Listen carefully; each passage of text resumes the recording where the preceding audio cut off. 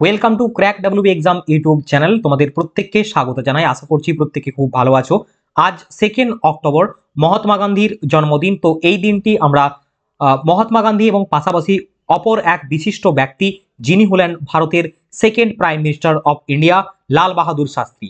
তো ওনার জন্মদিনও আজকে আমরা সেলিব্রেট করে থাকি। তো আজকের এই ক্লাসের মাধ্যমে এই দুই মহান ব্যক্তি মহাত্মা গান্ধী জাতির জনক এবং অপরদিকে লাল বাহাদুর শাস্ত্রী যিনি হলেন ভারতের দ্বিতীয় প্রধানমন্ত্রী। তো আজ 2রা অক্টোবর এই দিনে এই দুই ব্যক্তি সম্পর্কে বিভিন্ন তথ্য বিভিন্ন ইনফরমেশন থাকছে এই ক্লাসের মাধ্যমে, ওয়ান লাইনার উইথ এমসিকিউ, যেগুলো তোমাদের আপকামিং বিভিন্ন কম্পিটিটিভ এক্সামের জন্য ভেরি ভেরি হেল্পফুল হবে। এছাড়াও তুমি যদি একজন কম্পিটিটিভ পরীক্ষার স্টুডেন্ট না হয়েও থাকো তাহলেও তোমার ক্ষেত্রে কিন্তু এই ক্লাসটি অনেক হেল্পফুল হবে। তো চলো আজকের ক্লাসটি আমরা শুরু করি। তো আমরা প্রথমেই মহাত্মা গান্ধী সম্পর্কে বিভিন্ন তথ্য দেখব।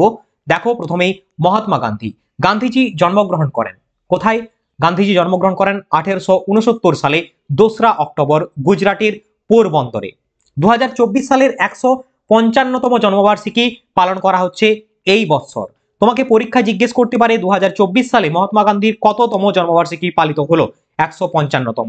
গান্ধীজি জন্মগ্রহণ করেছিলেন গুজরাটের পোরবন্দরে। ওকে, মহাত্মা গান্ধী একদিকে ছিলেন লয়ার, অপরদিকে ছিলেন একজন বিশিষ্ট সমাজসেবী, ফিলান্থ্রোপিস্ট, পাশাপাশি তিনি ছিলেন ভারতের অন্যতম স্বাধীনতা সংগ্রামী। মাধ্যমিক পাস করেন তিনি 18 বছর বয়সে এবং পরবর্তী ক্ষেত্রে তিনি ইংল্যান্ডে চলে যান ল নিয়ে পড়াশোনা করার জন্য। সেখান থেকে ডিগ্রি হাসিল করার পর তিনি দক্ষিণ আফ্রিকায় চলে যান তার দাদার কাছে প্র্যাকটিস করার জন্য এবং পরবর্তী ক্ষেত্রে ভারতের স্বাধীনতা সংগ্রামে এসে যোগদান করেন। তো চলো আজকে পুরো ডিটেলসে ওনার সম্পর্কে আমরা দেখে নিই, যে ইনফরমেশনগুলো তোমাদের জন্য খুব ইম্পর্টেন্ট।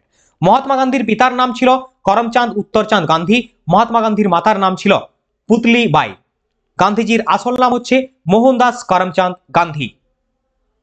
দেখো, গান্ধীজি কত বছর বয়সে মাধ্যমিক পাস করেছিলেন?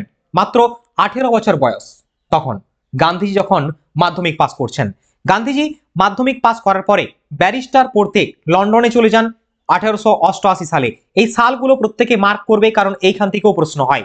গান্ধীজি ব্যারিস্টার পাস করে ফিরে আসেন ভারতবর্ষে 1891 সালে এবং গান্ধীজি বিশিষ্ট কিছু ব্যক্তির দ্বারা প্রভাবিত হয়েছিলেন। তাদের যে ধ্যান ধারণা চিন্তাধারায় উদ্বুদ্ধ হয়েছিলেন তারা হলেন Leo Tolstoy, Gautam Buddha, Mazzini, Ruskin Bond প্রমুখ ব্যক্তির দ্বারা তিনি কিন্তু প্রভাবিত হয়েছিলেন, তাদের লেখা, তাদের জার্নাল পড়ে ইত্যাদি বিষয়ে। এছাড়াও বলা ভালো মহাত্মা গান্ধীর রাজনৈতিক গুরু এবং আধ্যাত্মিক গুরু দুজন ব্যক্তি ছিলেন। আধ্যাত্মিক গুরুর মধ্যে অন্যতম ছিলেন কে? Leo Tolstoy. রাজনৈতিক গুরু বা পলিটিক্যাল লিডার ছিল গোপাল কৃষ্ণ গোখলে। প্রত্যেকটা ইনফরমেশন রয়েছে, আসছি আমরা নেক্সট।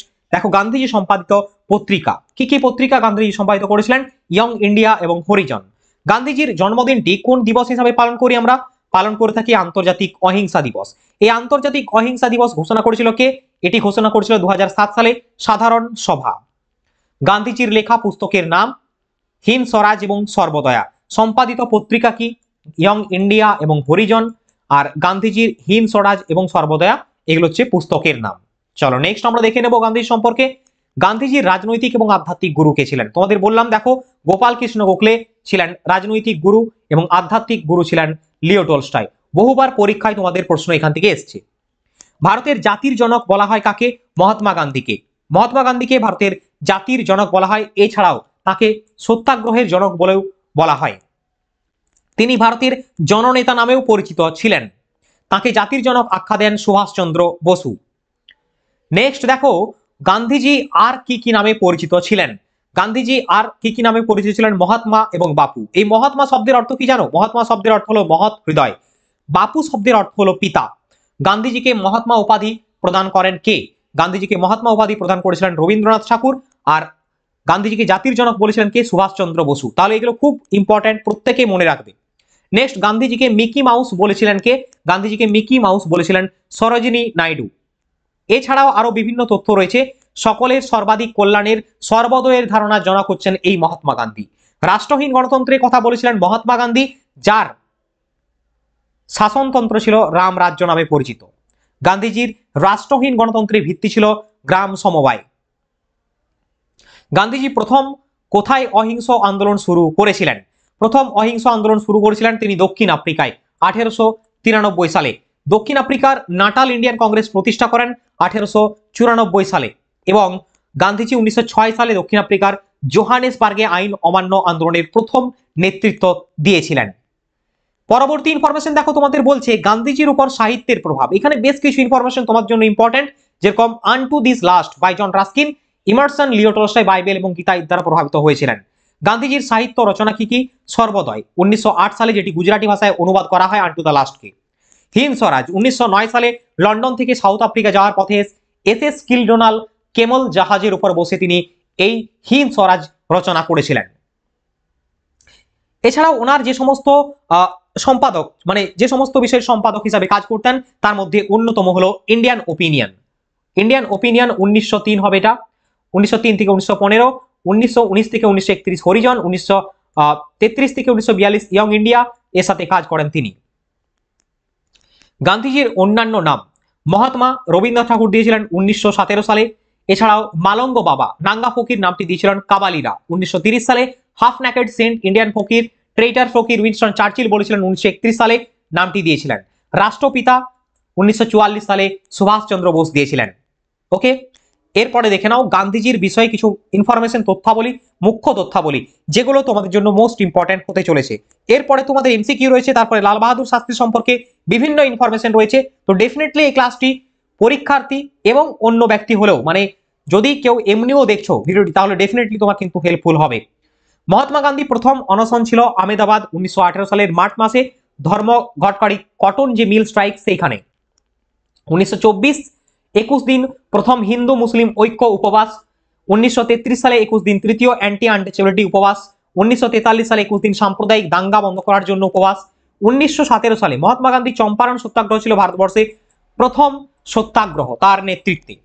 নেক্সট, মহাত্মা গান্ধী তার সংবাদপত্র ইয়ং ইন্ডিয়াতে 3টি নিবন্ধ লেখার জন্য 10ই মার্চ 1922 সালে সবরমতী আশ্রম আহমেদাবাদে তিনি গ্রেপ্তার হয়েছিলেন ফার্স্ট, এবং তাকে 6 বছরের কারাদণ্ড দেওয়া হয়েছিল। বাট আনফরচুনেটলি 2 বছর পর তিনি ছাড়া পান এবং মহাত্মা গান্ধী বহুবার জেলে কিন্তু গিয়েছিলেন। এরপরে বিভিন্ন আন্দোলন যেগুলো মহাত্মা গান্ধীর দ্বারা লিড করা হয়েছিল, যেরকম চম্পারণ সত্যাগ্রহ বা চম্পারণ আন্দোলন 1917 সালে, নীলকাঠিয়া বিপ্লব যে নীল বিপ্লবের বিরুদ্ধে, খেদা আন্দোলন 1918, খিলাফত আন্দোলন 1919, অসহযোগ আন্দোলন 1920, আইন অমান্য আন্দোলন ডান্ডি মার্চ 1930, ভারত ছাড়া আন্দোলন 1942 এবং তার আত্মজীবনীর নাম হচ্ছে মাই experiment with truth. Very very important, প্রত্যেকে মাথায় রেখো, ঠিক আছে? মাই experiment with truth name. Next এর পর দেখে নেব আমরা এমসিকিউস অন গান্ধীজি। মহাত্মা গান্ধী সম্পর্কে বেশ কিছু ইনফরমেশন এমসিকিউ যেগুলো পরীক্ষায় আসতে পারে। চলো প্রথম প্রশ্ন কি বলছে আমরা দেখব। মহাত্মা গান্ধী কোথায় জন্মগ্রহণ করেন? মহাত্মা গান্ধী জন্মগ্রহণ করেছিলেন গুজরাটের পোরবন্দরে। সঠিক উত্তরটি হবে option C is the correct answer. ডিটেলসে আমরা দেখে নেব এখানে। 2 অক্টোবর 1869 সালে ভারতের পশ্চিমাঞ্চলীয় গুজরাট রাজ্যের পোরবন্দরে জন্মগ্রহণ করেন মহাত্মা গান্ধী। তিনি প্রয়াত হন নাথুরাম গডসের গুলিতে। নাথুরাম গডসে কত সালে? 1948 সালে, 1948। 1948 সালের 30শে জানুয়ারি, 1948 সালের 30 jan মহাত্মা গান্ধীকে গুলি করে হত্যা করা হয় বাই নাথুরাম গডসে। এছাড়া যখন 1947 সালে স্বাধীনতা আন্দোলন স্বাধীন হচ্ছে ভারত, সেই সময় তিনি রয়েছেন কলকাতাতে, এই প্রশ্নটাও আসে। আচ্ছা, দক্ষিণ আফ্রিকায় 1893 থেকে 1915 তিনি সফলভাবে বর্ণবাদী শাসনের বিরুদ্ধে গণ আন্দোলনে একটি অভিনব পদ্ধতির সাথে লড়াই করেছিলেন, যাকে তিনি সত্যাগ্রহ নাম দিয়ে অভিহিত করেছিলেন। মহাত্মা গান্ধীর জন্মদিন 2 অক্টোবর আন্তর্জাতিক অহিংসা দিবস হিসেবে পালন করা হয়। তোমাদের প্রথমে দেখিয়েছি 1915 সালে 9 জানুয়ারি তিনি দক্ষিণ আফ্রিকা থেকে ভারতে ফিরে আসেন, আর এই দিনটিকে আমরা এনআরআই ডে পালন করে থাকি। এনআরআই ডে পালন করে থাকি, প্রবাসী ভারতীয় দিবস। ওকে, নেক্সট, মহাত্মা গান্ধীর রাজনৈতিক গুরু কে ছিলেন? মহাত্মা গান্ধীর রাজনৈতিক গুরু ছিলেন, সঠিক উত্তরটি হবে Gopal Krishna Gokhale. Option A is the correct answer. Gokhale আইএনসির বরিষ্ঠ নেতা ছিলেন। তিনি সার্ভেন্টস অফ ইন্ডিয়ান সোসাইটি প্রতিষ্ঠা করেন 1905 সালে। গোপাল কৃষ্ণ গোখলে 1907 সালে সুরাট বিভক্ত হওয়ার পর তিনি নরমপন্থী বিভাগের নেতা ছিলেন। নেক্সট কোয়েশ্চেন, গান্ধীজি কেন চম্পারণ সত্যাগ্রহ শুরু করেছিলেন? কারণটি কি? গান্ধীজি চম্পারণ সত্যাগ্রহ শুরু করেছিলেন কারণ নীল চাষীদের উপর ব্রিটিশদের শোষণের প্রতিবাদে। Option C is the correct answer. 1917 সালের চম্পারণ সত্যাগ্রহ ছিল ভারতে গান্ধীজির নেতৃত্বে প্রথম সত্যাগ্রহ। ওকে, চলো নেক্সট আমরা দেখে নেব পরবর্তী কোয়েশ্চেন মহাত্মা গান্ধী সম্পর্কে।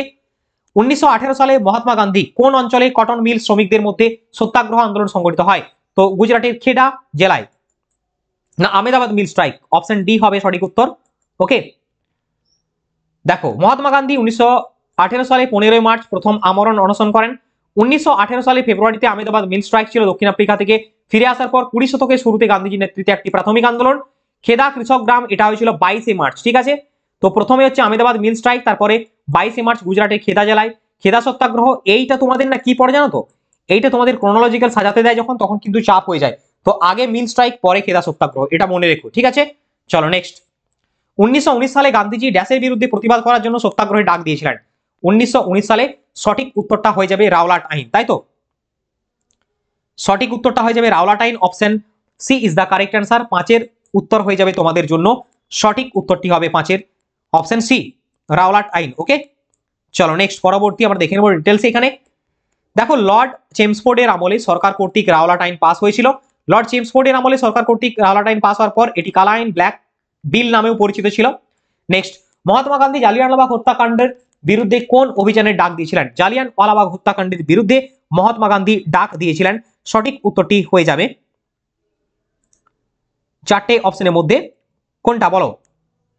তো সঠিক উত্তরটা হয়ে যাবে তোমাদের অসহযোগ আন্দোলন, option B is the correct answer. চলো নেক্সট আমরা দেখে নেবো। এখানে দেখো জালিয়ানওয়ালাবাগ হত্যাকাণ্ড অমৃতসরের গণহত্যা নামে পরিচিত, যেটা 13 এপ্রিল 1919 সালে হয়েছিল। ঠিক আছে, চলো নেক্সট। অসহযোগ আন্দোলন কখন স্থগিত করা হয়েছিল? অসহযোগ আন্দোলন 1922 সালে স্থগিত করে দেওয়া হয়, যেটা ফেব্রুয়ারি মাসে 12 ফেব্রুয়ারি 1922 সালে চৌরি চৌরার যে ঘটনা ঘটেছিল, কোথায়? উত্তরপ্রদেশে। পুলিশ মারা গিয়েছিল 22 জন, আগুন লাগিয়ে দেওয়া হয়েছিল, জীবন্ত পুড়িয়ে মেরে ফেলা হয় মানুষের দ্বারা, যার জন্য কিন্তু এটা তুলে নেওয়া হয়, স্থগিত করে দেওয়া হয়। নেক্সট, পুনা চুক্তির ফলে হরিজন সেবক সংঘ প্রতিষ্ঠিত হয় কবে? সঠিক উত্তরটা হবে 1932 সালে প্রতিষ্ঠিত হয়। মহাত্মা গান্ধী এবং ডক্টর বি আর আম্বেদকরের মধ্যে পুনা চুক্তি স্বাক্ষরিত হয়। নেক্সট, গান্ধী আরউইন চুক্তি কত সালে স্বাক্ষরিত হয়? গান্ধী আরউইন চুক্তি 1931 সালে স্বাক্ষরিত হয়, option D is the correct answer. 1931 সালে গান্ধী আরউইন চুক্তি স্বাক্ষরিত হয়েছিল। এই চুক্তিটি ছিল মহাত্মা গান্ধী এবং ভারতের তৎকালীন ভাইসরয় লর্ড আরউইনের মধ্যে একটি। গান্ধী আরউইন চুক্তি আইন অমান্য আন্দোলনের সাথে যুক্ত। নেক্সট, গান্ধীজি কোন সালে ডান্ডি মার্চ পরিচালনা করেছিলেন? 1932 সালে ডান্ডি মার্চ, সঠিক উত্তরটি হয়ে যাবে 1930 সালে। ঠিক আছে, চলো নেক্সট। গান্ধীজি সবরমতী আশ্রমের 78 জন সদস্যদের একটি দলের সাথে আহমেদাবাদে তার সদর দপ্তর থেকে গুজরাটের গ্রামগুলির মধ্যে দিয়ে 240 মাইল পথ পায়ে হেঁটে করে পদযাত্রা করেছিলেন এবং আইন অমান্য আন্দোলনের ঐতিহাসিক সূচনা করেছিলেন তিনি সেখানে গিয়ে। 12 মার্চ থেকে শুরু করে 6 এপ্রিল ডান্ডিতে লবণ আইন ভঙ্গ করেছিলেন গিয়ে। আইন অমান্য আন্দোলনের সূচনাকালে লর্ড আরউইন ছিলেন ভাইসরয়। ডান্ডি মার্চের সময় মহাত্মা গান্ধীর সাথে থাকা নেতাদের মধ্যে অন্যতম ছিলেন সরোজিনী নাইডু। চক্রবর্তী রাজা গোপালাচারী নিম্নলিখিত কোন রাজ্যের লবণ সত্যাগ্রহের নেতৃত্ব দিয়েছিলেন? সঠিক উত্তরটি হবে তামিলনাড়ু রাজ্যে, অপশন বি। পরবর্তী প্রশ্ন দেখো, কালানুক্রমিকভাবে যদি সাজানো হয় নিম্নলিখিত ঘটনাগুলি, তাহলে পুনা প্যাক্ট 1931 সালে, গান্ধী আরউইন চুক্তি 1932 সালে, ক্রিপস মিশন এবং আইন অমান্য আন্দোলন কত সালে হয়েছিল সেটা আমাকে দেখতে হবে। তো ক্রিপস মিশন 1942 সালে আসে, 1942। ঠিক আছে, আচ্ছা, আইন অমান্য আন্দোলন, ঠিক আছে, যেটা 1930 সালে। আর গান্ধী আরউইন প্যাক্ট এবং পুনা চুক্তি তোমাদের বললাম। তো তোমরা যদি এটাকে গান্ধী আরউইন প্যাক্ট 1931 সালে, ঠিক আছে, আচ্ছা, পুনা চুক্তি 1932 সালে, তো যদি সাজানো হয় ক্রোনোলজিক্যাল তাহলে দেখতে পাবো আমরা সঠিক উত্তরটি তোমাদের জন্য হয়ে যাবে অপশন সি। প্রথমে 4, ঠিক আছে, এটা 1931 হবে, প্রথমে 4 তারপর 2, এটা আসবে গান্ধী আরউইন চুক্তি, তারপরে 1931 সালের 5ই মার্চ হয়েছিল এটা। ঠিক আছে, তো এইভাবে সাজালে এটা চলে আসবে, তোমাদের সঠিক উত্তর অপশন সি হবে। নেক্সট, তো প্রত্যেকে এখানটা দেখে নাও। চলো নেক্সট প্রশ্ন আমরা দেখে নেব। কে ঘোষণা করেন করব অথবা মরবো? ডু অর ডাই ভারত ছাড় আন্দোলনের সময় মহাত্মা গান্ধী বলেছিলেন do or die. Okay, option A is the correct answer. Next, কোন ভারতীয় জাতীয়তাবাদী আন্দোলন আগস্ট আন্দোলন নামে পরিচিত? তো এটা হচ্ছে ভারত ছাড় আন্দোলন, 1942 সালের ভারত ছাড় আন্দোলন নয়, যেটা 8 আগস্ট শুরু হয়েছিল সেটা হয়ে গেল। এরপরে আমরা দেখবো লাল বাহাদুর শাস্ত্রী সম্পর্কে। তো আজকে মহাত্মা গান্ধীর পাশাপাশি লাল বাহাদুর শাস্ত্রীর জন্মদিন 2রা অক্টোবর। তোমাদের পরীক্ষায় ট্র্যাপে ফেলানোর জন্য কিন্তু এইভাবে ঘুরিয়ে কোশ্চেন হতেই পারে যে গান্ধী ছাড়া 2রা অক্টোবর আর কার জন্মদিন পালন করা হয়। তো প্রত্যেকে মনে রেখো লাল বাহাদুর শাস্ত্রী। চলো লাল বাহাদুর শাস্ত্রী সম্পর্কে বিভিন্ন তথ্য আমরা দেখে নিই।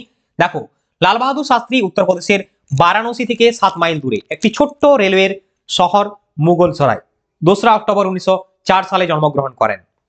এবং 2024 সালে 120তম জন্মবার্ষিকী পালন করা হলো লাল বাহাদুর শাস্ত্রী। তিনি 9 জুন 1964 থেকে 11 জানুয়ারি 1966 পর্যন্ত প্রধানমন্ত্রীর পদে অধিষ্ঠ ছিলেন এবং তিনি ছিলেন ভারতের দ্বিতীয় বা second prime minister of India. Next দেখো, 1965 সালের ভারত পাকিস্তান যুদ্ধের সময় তিনি বিখ্যাত স্লোগান জয় জওয়ান জয় কিষান দিয়েছিলেন। তোমাকে কোশ্চেন করবে যে জয় জওয়ান জয় কিষান স্লোগানটি কে দিয়েছিল? লাল বাহাদুর শাস্ত্রী।